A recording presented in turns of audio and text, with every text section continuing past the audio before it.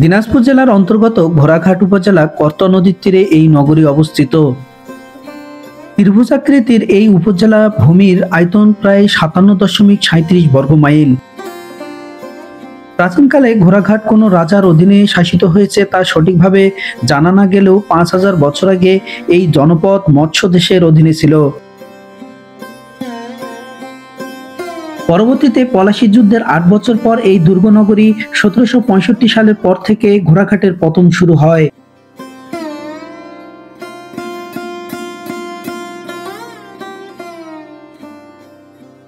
আমি এখন দাঁড়িয়ে আছি ঘোড়াঘাটে, আর এই ঘোড়াঘাটের নামকরণের ইতিহাস নিয়ে গোটা ভিডিও জুড়ে আছি আমি শাওন খান।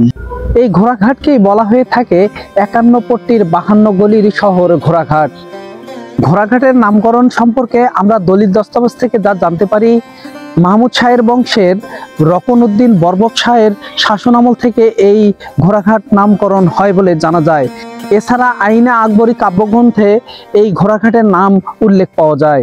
সেই সময়ে তৎকালীন যে রাজা ছিলেন তার অশ্ব আরোহী ছিল, সেই অশ্ব আরোহী নিয়ে এই করতোয়া নদীতেই তিনি স্নান করাতেন। সেই অশ্ব আরোহী থেকে সেই ঘোড়াঘাটের নামকরণ হয়েছে বলে জানা যায়।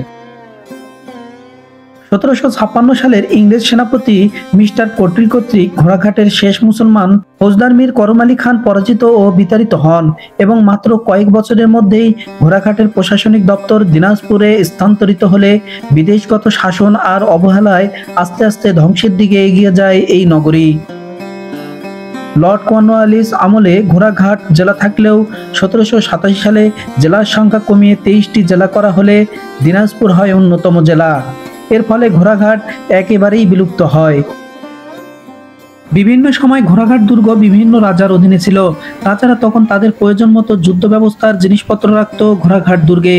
ঘোড়াঘাট দুর্গে নাকি আকবরের সময় 900 অশ্বারোহী বাহিনী ছিল এবং তাদের সাথে ছিল 50টির অধিক হাতি এবং 32,600 জনের মতো পদাতিক বাহিনী। ঘোড়াঘাটের সুরা মসজিদ 500 বছরের পুরনো।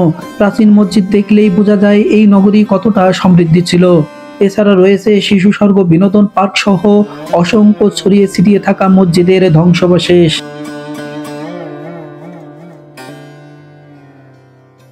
পুরা এলাকায় এসে আরেকটি ছোট মসজিদের যে সন্ধান পেয়েছি, দেখেন মসজিদটি, এটাও যে মুঘল কোনো শাসন আমলের তৈরি তা এর স্থাপত্য দেখলেই বোঝা যায়।